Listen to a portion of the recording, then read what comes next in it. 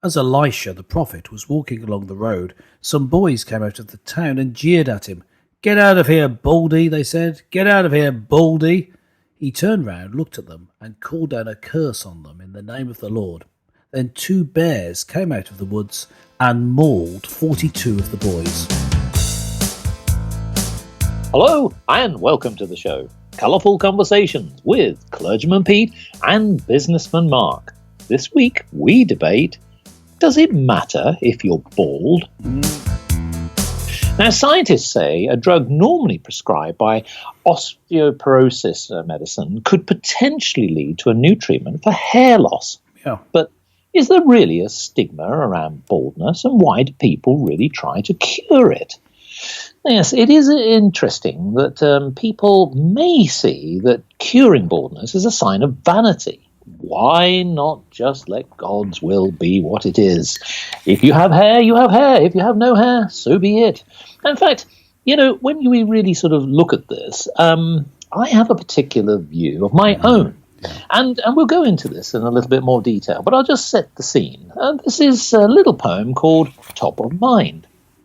Although I am bald, I have no hair. I simply do not have a care. Sometimes people stop and stare, dazzled by the cranial glare.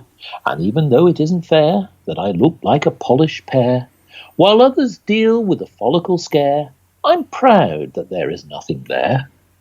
So, Clergyman Pete, Yes. I know that we are different characters and contrasts in many ways. Yes. I have very little hair, and yet you have hair in abundance, albeit slightly grey. So what's your take on being bald? Well, it's interesting you should mention greyness, because it's very similar in a way in that baldness makes you look older. The perception is that you're getting old if you're bald, and I think it does affect people more, psychologically speaking, if they go bald when they're young. If someone goes bald in their 20s, they're more likely to want to do something about it. Whereas if you're in your 50s, as we are, then perhaps it's not quite such an issue. It's seen as something to do with age.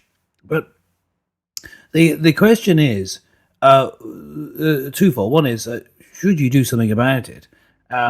If it looks worse when you're bald, but the other question is, does it actually look worse? I mean, is that true? Well. Now, you see, it's not. Although those are the two questions that immediately spring to mind, it's not quite as simple as that. What we're talking about in most cases is what's known as pattern baldness, of course, where you lose hair in certain spaces on your head, and the pattern matters. Sometimes some people, mentioning no names, go bald apart from hair around the edge of the head, and then have a little tufty bit in the middle on the top, and of course that looks ridiculous. And, laughable, and you could be ridiculed for that. Imagine that may well have been what happened to the prophet Elisha in 2 Kings chapter 2, verse 23. Perhaps it wasn't just that he was bald, but he had a tufty bit. And I think in that case, the boys might almost have been justified. But, of course, he called down a curse on them, and some bears chewed them up. But, if we look at that Bible passage, you can see that it's thousands of years ago, and yet people were then, even a prophet of God was so sensitive about his hair that he was prepared to lash out, or at least get bears to lash out. So those are the points that I think we need to think about. First of all, should you do something about it? Secondly, does it actually look any worse? Well, I think that depends on the pattern of the baldness, whether it looks worse. And then third, the third point that I was making is, would it actually make you, doing something about it? Is it something that actually says something about you morally? I mean, you were talking earlier about whether it speaks to the fact you're perhaps a little too vain, that you would even want to do something about it. So vanity is playing in there. So what are your solutions to your Well, I want to baldness? talk about, when we talk about solutions, of Yes. course, I must mention something, that for thousands of years, man has tried to come up with magic potions. Yes, yeah. Now, the irony is that although scientists claim that as a result of looking at prescriptions for osteoporosis, they claim that actually it rejuvenates hair. Now, is this true? We don't know, because again, these scientific experiments keep coming up all the time. But ironically, there's been some strange ones over the years. Oh, yeah. For example, the Vikings used to say that they had a lotion of goose guano.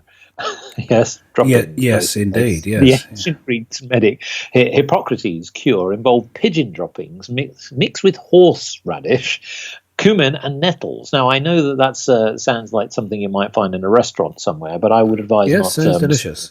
scalp. But ironically, it even goes even further. That the Egyptians, yes, they had a 5,000-year-old recipe which blended burnt prickles of hedgehog immersed in oil with honey, alabaster, red ochre, and fingernail scrapings. Yes. Now, apparently, that was meant to cure baldness. Yes. My strong recommendation is not to try those. I don't think they worked. But the interesting thing is, some people, ironically, have actually done very well as a result of not having hair. So let's take some well-known individuals. So Dwayne "The Rock" Johnson, who is a well-known actor, of course, and Jason Statham, and business titans like Jeff Bezos and Goldman Sachs chief Lloyd Blankfein are known for saying that, look, having a shortage of hair effectively puts them in the spotlight of men who are bald. They don't need to do things like have wigs or hair pieces. Whereas somebody like Wayne Rooney, of course, who is the famous footballer, England footballer, he actually went for a hair transplant. Now, of course, this is, you might argue, a man, relatively young, I think in his early 30s, decided to go for it in that way. So this wasn't a lotion. This was actually a medical operation. You see, the thing is that you mentioned about age. I wonder whether it's age that is the factor here. Yes. So, for example, as you said, if you happen to be, say, in your teens, I was actually in my very early 20s when it started to disappear. But the irony of what I mentioned in my poem, which is I'm proud that there's nothing there, and I know, folks, you might find this rather strange, but I actually look better without hair. Yes. I don't know, I mentioned off air to you, Clergyman Pete, hair doesn't sit well with me. No. Well, I think that there is something to be said for some people do look better without hair, and some people became famous through that. Yes. Yul Brynner and Telly Savalas, became famous. Famous actors. Yes, for those who don't know, who were famous for having their heads shaved, but they weren't bald. That's why I mentioned them. They weren't actually bald, but they shaved their heads anyway because they looked better like that, or they wore it for a role and then realised they looked better. And so, it's the answer, I think, is staring us in the face. The first thing to say is, if you don't have any hair, you don't have any treatment other than perhaps to moisturise the skin and put sunscreen on, but you don't have any hair to deal with. But the answer is that you can simply shave it off. And you look better. I think I should put it this way, that you can have cool hairstyles, but if you shave all your hair off, you automatically look cool. I mean, it's just, especially maybe wearing shades and a dark suit or dark top and jeans. You're going to look cool, aren't you? I mean, there's just no way around it. I suppose you say that, but I mean, I'm going to give you a character here who's a real person. He's an actor, James Nesbitt. Now, he's been noted as an Irish actor who's been on many TV and even film roles, but he openly admitted that he was losing his confidence and it affected his career. Now, he went for a transplant because he said that it was something he was struggling with. And ironically, it has actually helped his career by having hair back again. Yes. Now, But I think we're talking about men here. Now, what if, for example, you're going bald and you're female? Surely that then takes it to a different level. Yes, it's interesting though. We've been talking purely about men threat, and there is something about a woman being bald that makes it, I can see, more psychologically difficult. Women's appearance Yes. is more important to them in general. It's their crowning glory. Just generally, you often tend to look at a woman. People look at it as the kind of the hair and the face. Yes, yeah. And so very few women will just let themselves go bald. I mean, I happen to know someone who is go bald. I won't mention who it is, but if anyone knows her, it's pretty obvious. But one of the people who I work with is going bald, and she appears to not be bothered in the slightest. So, and of course, I've never pointed it out until now. But yes, the thing is that of course it doesn't really matter. And I should say this, but that I'm not saying that it's a moral failure if you choose to do something about it, unless, of course, you're going for a very expensive solution and you're spending money that should be spent elsewhere. But if you can afford it, there's no reason why you shouldn't. If it is important to you, it's just that, as I've said, in general, shaving your hair does make you look cooler. And in fact, although I've never shaved my head, I did for a time wear my hair very short, which is sort of almost going bald. So, but because I had my hair so short, people assumed that I was going bald. That's why I was doing it. You could see the skull through because it was so short. I had it done with the clippers on a number 2 for those who are interested. Now I'm just growing my hair out of that sort of style, having it brushed back like I always used to. So I'm not going bald, but I made it look as though I was, and I'm told by almost everyone I meet, "Oh, don't like your new hairstyle." So it's only I like growing the other hairstyle again.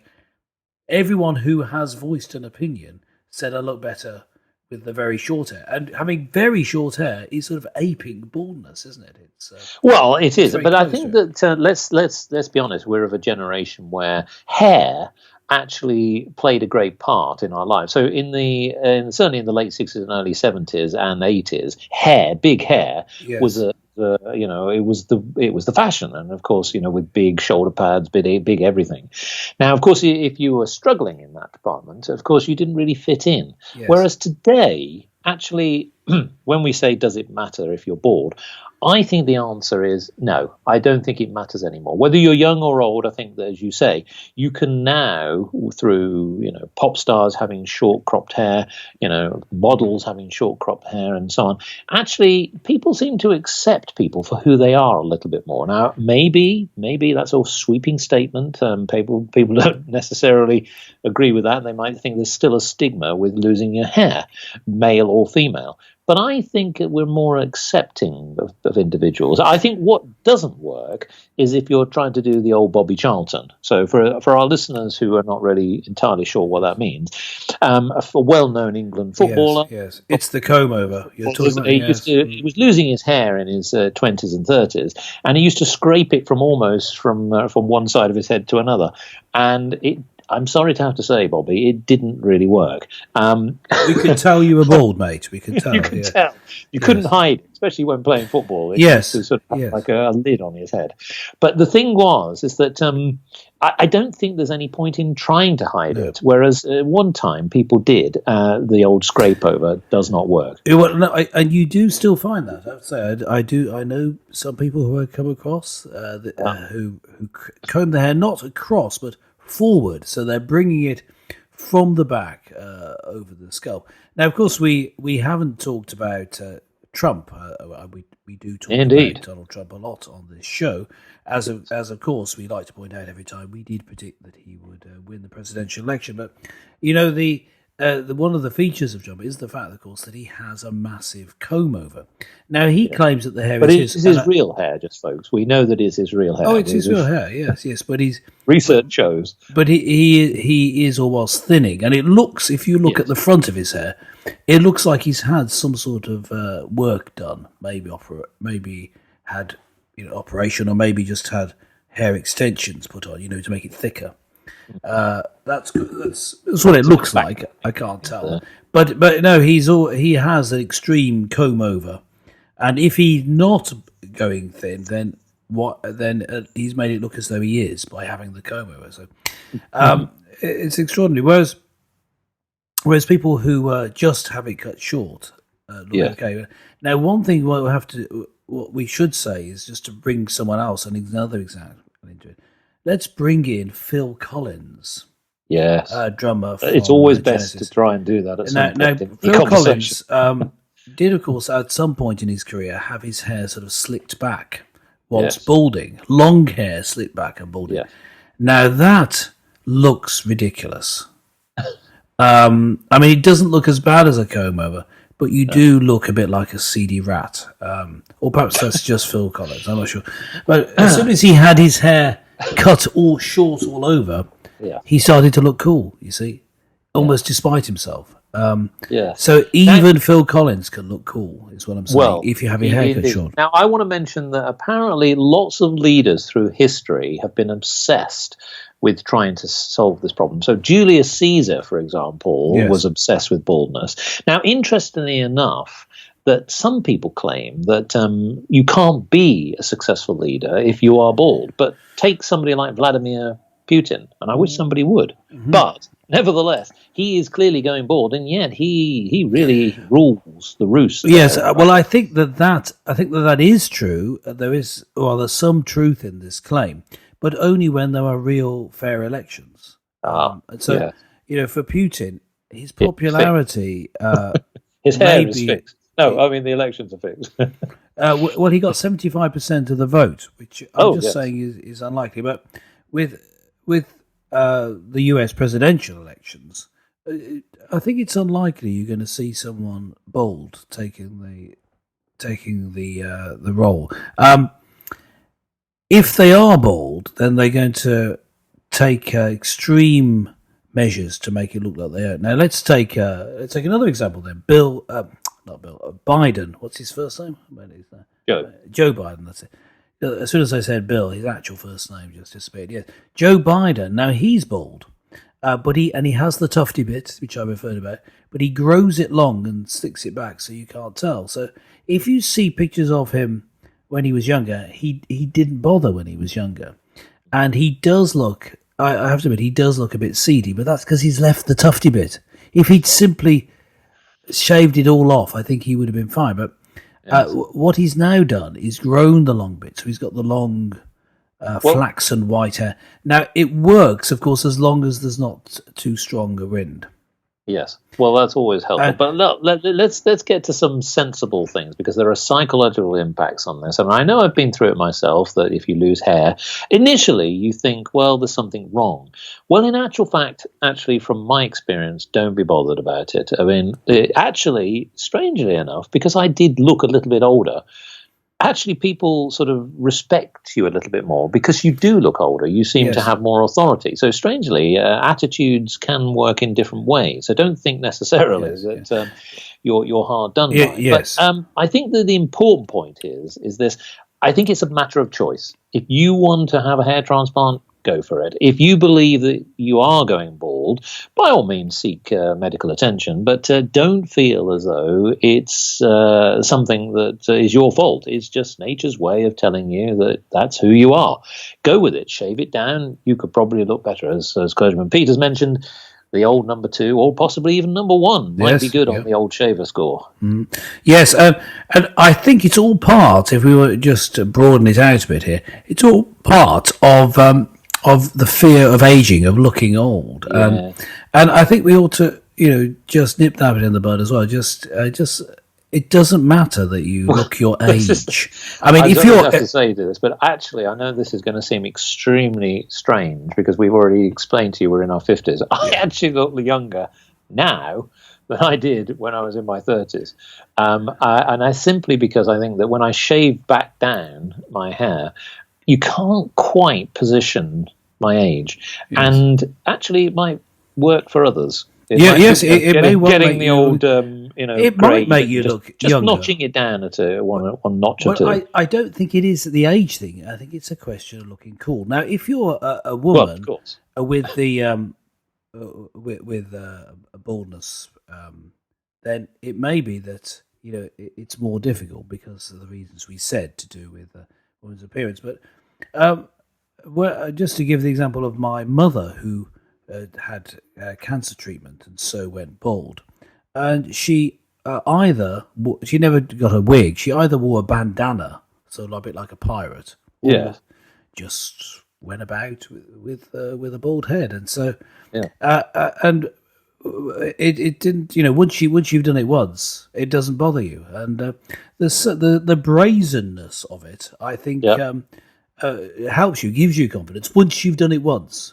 Now, of course, if someone comes, if for my mother, if a group of boys had come shouting at her, "Hey, Baldy, get out of here, Baldy," I think they may have experienced a similar sensation as the bears tearing those people to pieces. Well, it depends on your personality. Listeners, can I just tell you that in the case, even the bears would have fear of Clergyman Pete's mother, I can assure you. We're not told whether the bears were bald in that particular story. Well, exactly. But so that's our message to you. Yes. It doesn't really, obviously, it doesn't matter, and in general, it's best to just go for it. Yes. Even the baldness, just to expose it. To get it. But I would say, even if you're a woman, you can always have a wig for special occasions. Mm-hmm. But if you can muster the courage to at least go for it on some occasions, just say, "Yeah, I'm bald. Get over it." Then I think it will have the effect overall of increasing your confidence.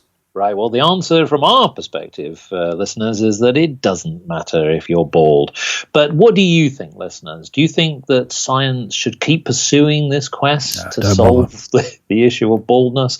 Or maybe you've got a different view. Why not log on to markandpete.com and listen to the podcasts?